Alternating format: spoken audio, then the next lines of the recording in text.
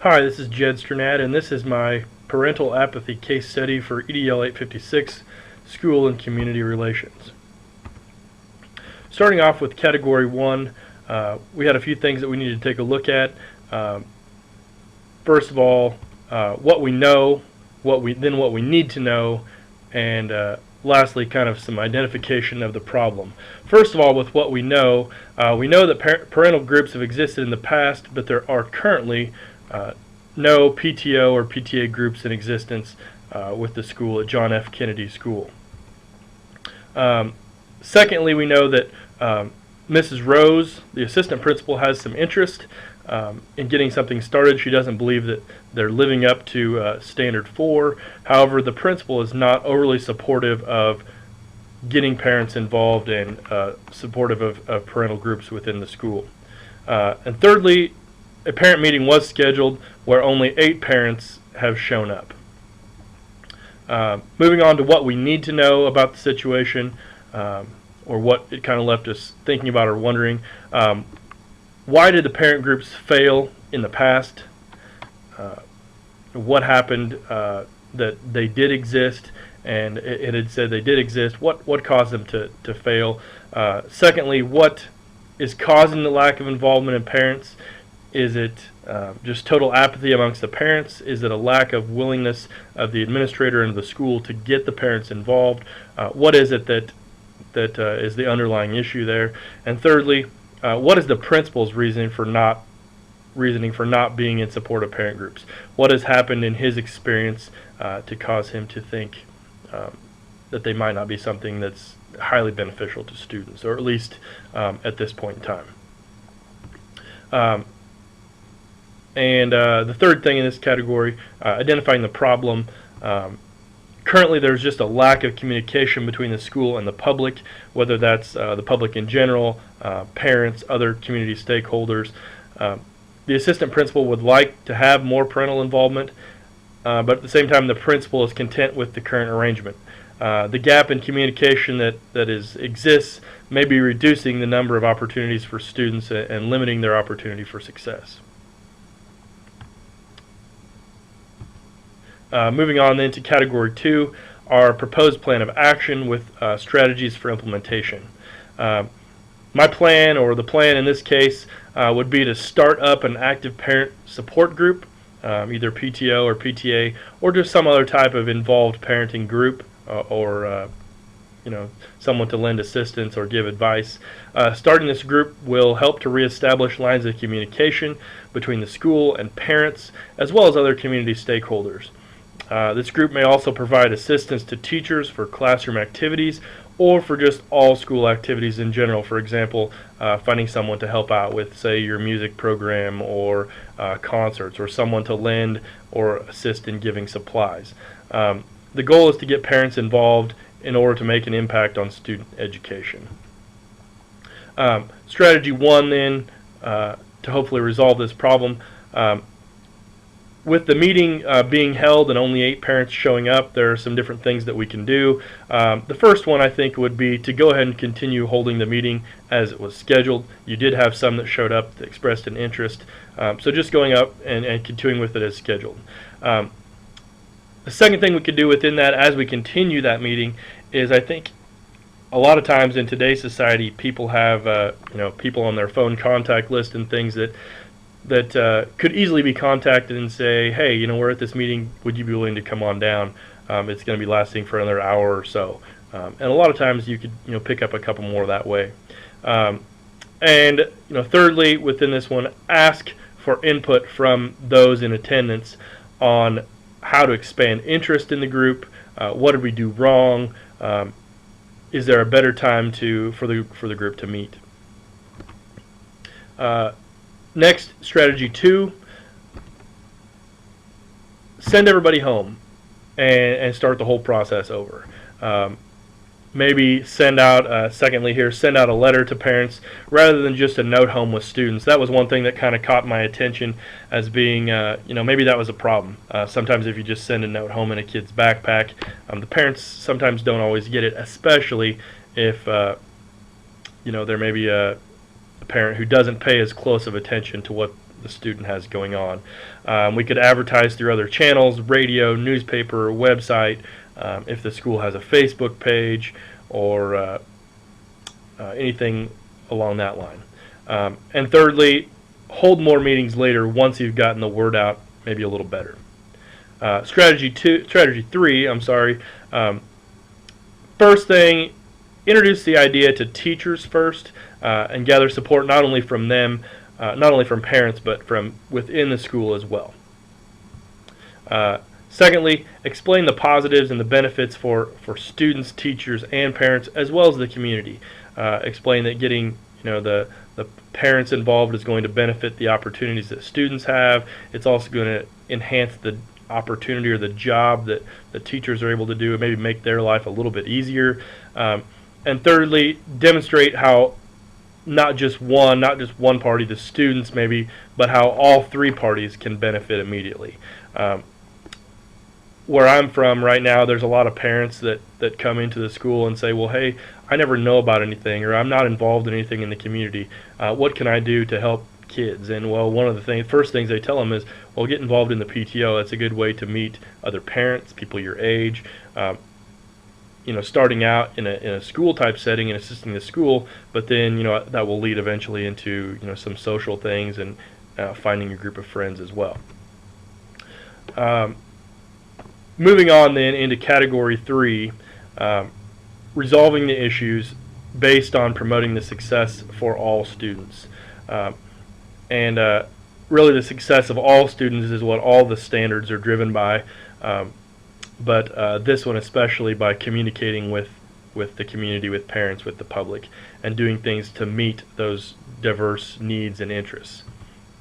I highlighted 4 things that I think could be done to help resolve some of the issues. Number 1, those first 8 in attendance at the meeting should be utilized to their fullest extent, and they ultimately, I think, should be treated as the leadership of the organization. They're the ones, where the ideas, I think, are initially going to come from, and they're the ones that should be, recognized publicly as the new leaders of the organization.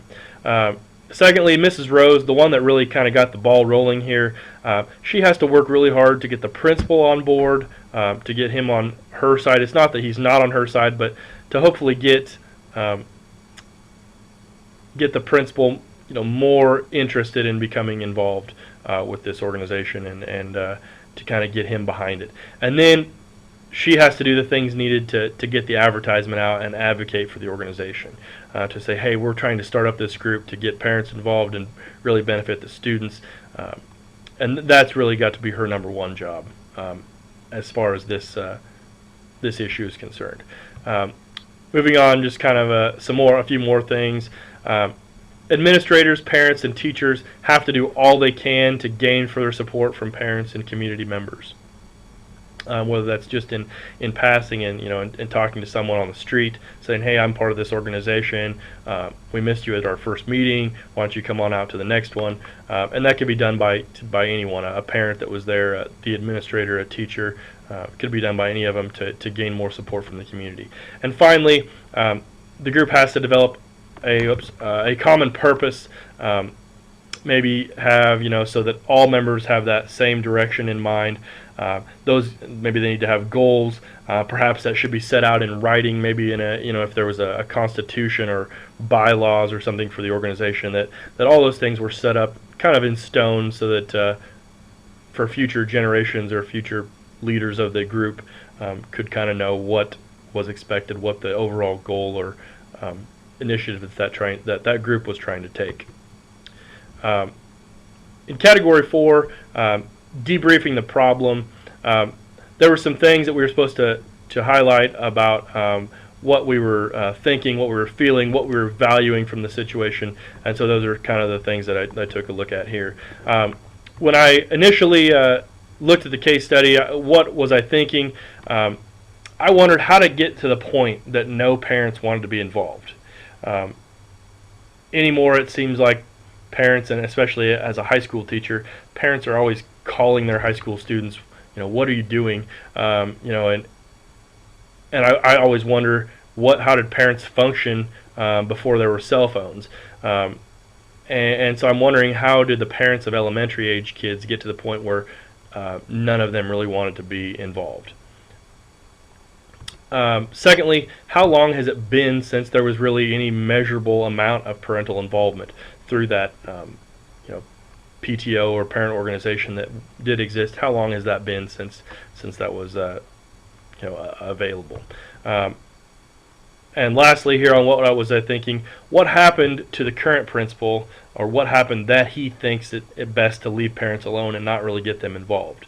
I know sometimes it seems easier, if you get that one parent that wants to come in and tell you how to do your job. I know sometimes it seems a little easier to just leave them alone.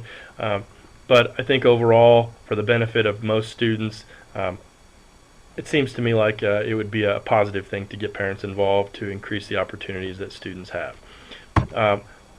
And lastly here, why is the group that showed up, there's something said in the case study about that they didn't know if that was a representative group of parents. Well, why are they non-representative?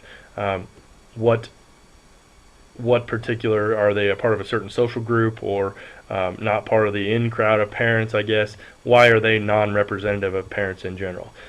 Next, what was I feeling? I was kind of thinking the principal wasn't really doing his job, or at least not to this extent that was maybe is desired, or at least enough to meet up with that standard for certain. What is wrong with society? My feeling was, what is wrong with society that parents aren't demanding to be involved, at least in some degree, with what's going on in the education of their students?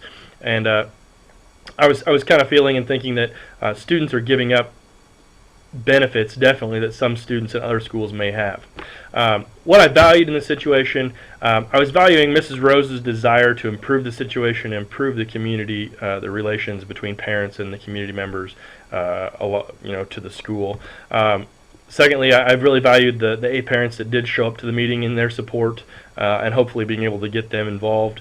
And next, the thing I really value, I guess, the most is the education of students should be the paramount importance to all involved, whether that's administrators, teachers, parents, and community. Really, the education of our students should be the most important thing. Some unresolved issues, some things that were left, kind of wondering about, I guess. What methods are going to be the best for gathering more interest outside of the school? 2, once we gain interest or the program really takes off, what are the group's major priorities? What kinds of things would they like to see accomplished or happen? Or what kinds of things would they like the group to be able to assist with? And 3, how can the organization be sold to teachers and those within the school to encourage their involvement? Category 5, reflecting on Standard 4. First of all, Standard 4 states the building level administrator is an educational leader who promotes the success of all students by collaborating with families and community members and responding to the diverse community needs and interests and mobilizing community resources. I'm kind of having to rush through. I'm up to about 13 and a half minutes. Component 1 of that, the administrator collaborated with families and community members by 1, sending notice home with the students about this meeting. So that was one way they collaborated with families and members of the community. 2, they met with parents that showed up to the meeting, or at least hopefully those parents came. Hopefully there can be some type of meeting. And 3, if that is not enough, then sending further notice home to and advertising, whether that be locally on a TV or internet or somehow. Component 2. The administrator responds to diverse needs and interests by trying to determine what would bring more people to meetings. In their discussion that they had at the meeting, should it be a different night, a different time? What would work best for people? Secondly, holding more meetings at a later date to allow for other parents' schedules.